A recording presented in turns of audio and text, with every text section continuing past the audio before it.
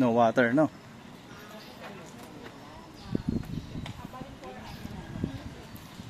This is called a fountain with the water. Hey, it's moving. Careful. Oh, don't move it. Babe, oh, masisira yan. Stand over there.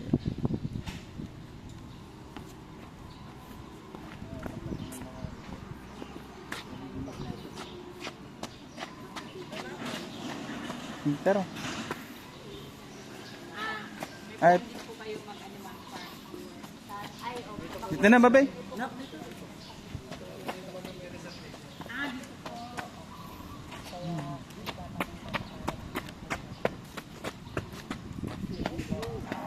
Okay na po.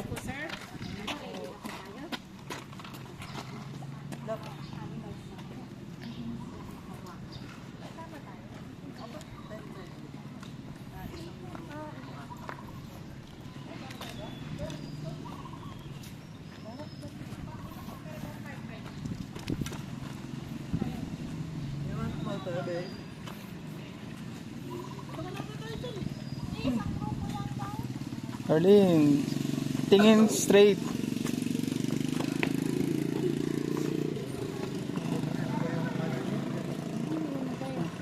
Hold.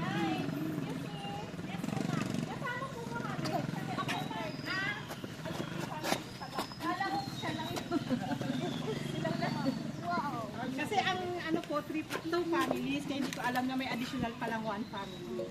Hindi nila na iba to, hindi ko alam. Kaya ano, visa ko, 1 family at Pero pang 10:30 po. Opo, 10:30. Okay lang. Arlene, dito ako sa side.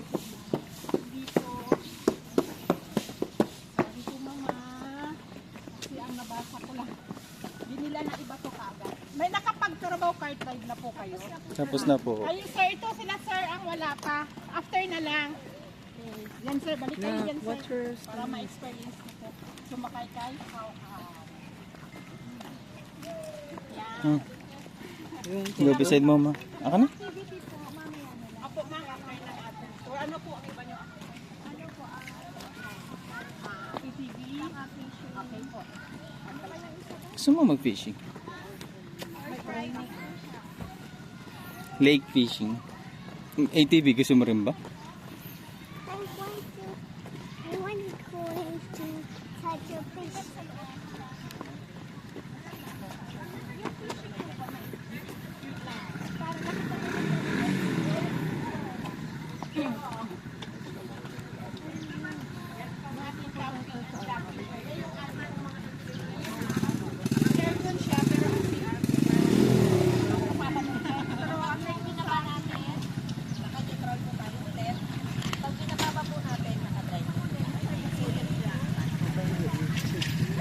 Sigurado ka, mama, ha?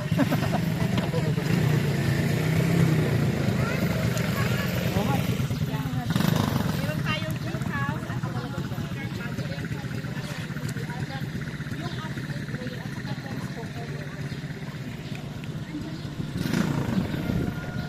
yun po natin sa likod sir naman ng tree house. Exclusive po sa mga nag-check.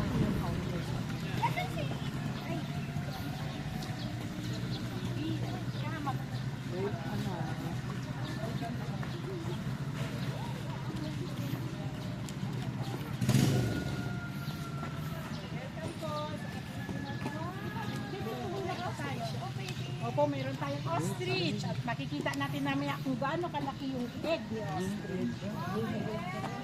Behave naman po yung ostrich. Napakababait sir kasi parang nasanay na rin siya araw-araw Ah, na. naging domestic na. Opo. Unlike po sa wild.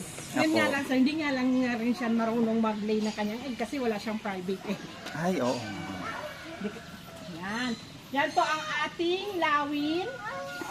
Hawk. Siya pa isang Brahmin kite. Yan. Ang eyesight po ni lawin ay umaabot ng 1.6 kilometers. Kaya po siya dinasagan ni Kuya Tim na matang lawin. Then ang food niya po ay raw meat. Sa amin po ang pinipid po namin sa kanya ay chicken fillet. Or yung mga sisiw natin ma'am na nakahat sa incubator na alam natin hindi naman mag-continue mabuhay. Mga mag 2 years po. Napunta yan sa amin, Ma'am Sisiyo. Kaya sanay po sa hand feed. Ano pa yung lalaki? Opo. Mm.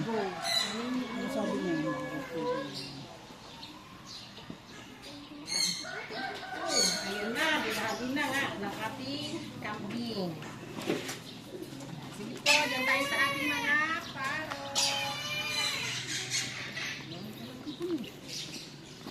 Sige, nakuha tayo ng ating feed para sa ating goat, sa duck, and sa chicken.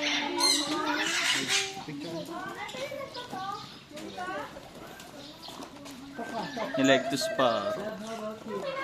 Kala ko bumper parrot. Arlene, look oh.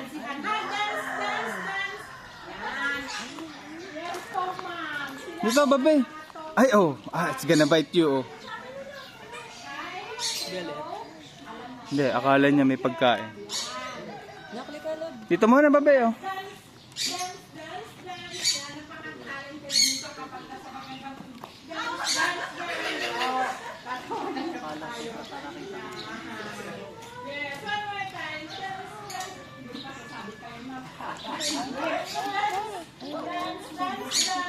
Boom, teret, teret. Hi, sabi niya. Boom, teret, teret. Hello! Naririnig niyo po, nagsasalita siya. Yan. Selos. Good job, Hans! Yan. Yan naman po ang ating medium size parrot. Kung tawagin po ay si Eclectus. Si Eclectus po ay trainable din magsalita. Marami na po silang alam na salita, kaya nga lang po moody. Yan. Nalalaman natin ang kanilang gender identity sa color. Pag green po ay male, pag red po ay female. Mas common po yung green. Yes po, ma'am, mas madalas natin na. Pero napakadaldal po nila nito kapag nasa ganda ang mood nila. Kaya moody po talaga sila. Pero marami silang alam. At ang moody po nila, napakalaki. Kala mo po, hoy! Hello!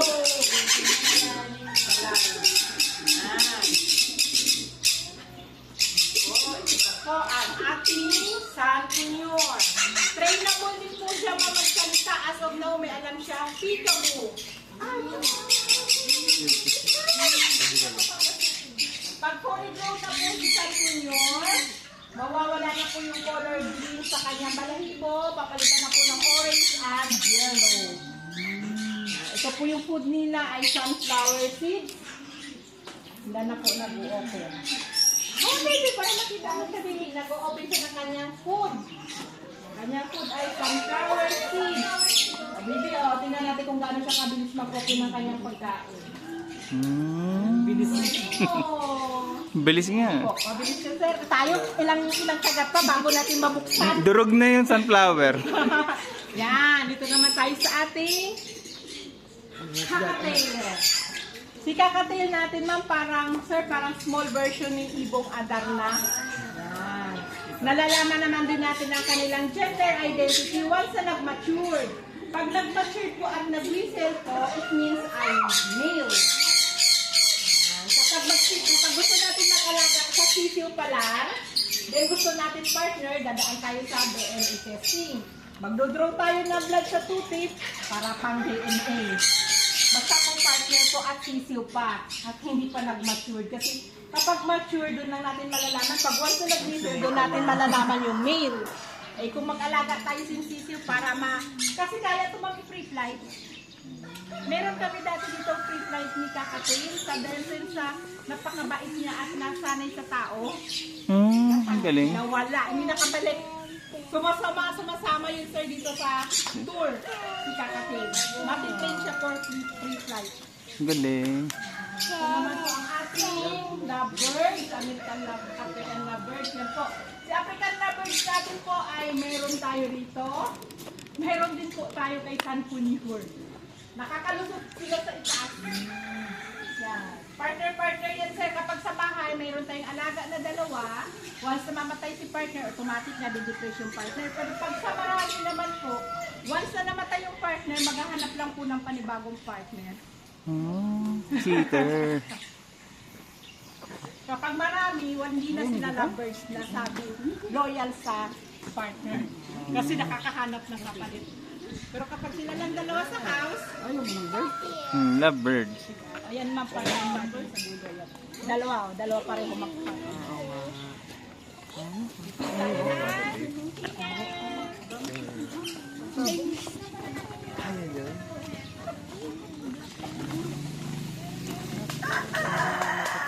Taba ng panabong.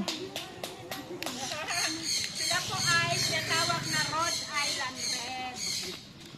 Ang lalaki po. Ang laki. Po, Rhode Island Red, yung kanilang hen, yung nagpo-produce ng brown egg na nakikita natin sa supermarket. Sa bayad yan. Lahat po ng chicken natin sa tawagin pa natin yung iba na sa loob. Yan po ma'am. Yan po ang sinatawag ma'am na Brahma chicken. Yung balahibo po hanggang paa. Sir, Pwede yung pang sabong to, te. ay hindi po. Nagkaroon ng medyo mataas si Rhode Island. Ang kulay lang po kasi Ang ang kulay Texas lang? po, same sila halos na. Ng size, ng ano, pero siya ay Rhode Island Red.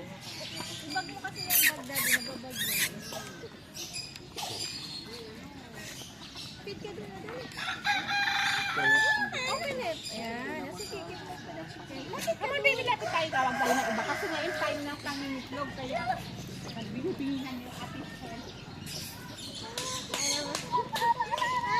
Ay, go to the hen, oh. Ito tayo sa girl. Ayun, ang mga gutom yung hen, oh.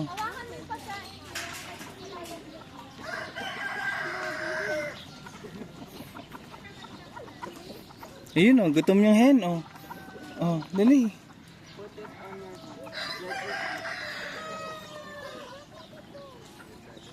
Yan ang ating hen ng Rhode Island Red na nagpo-produce po ng brown egg. Ay, sila yung Yes po. nagpuputos ng Yung brown nakikita egg. natin sa supermarket. Mm-mm. Yan naman sir, yung hen na yun sir, o yung may balahibo hanggang paa. Kakaiba naman yung kulay ng kanyang egg. Ano po? Ah, Parang may blue. ay, wow. Black.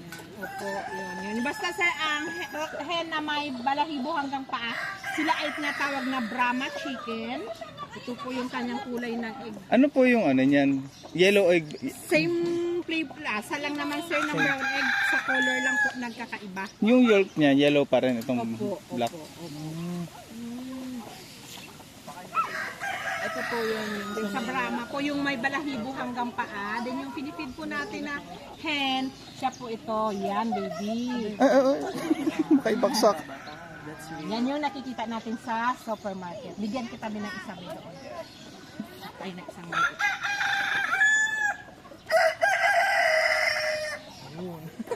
Demonyo yung Brahman chicken. Kulay black yung egg. bluish. Hmm?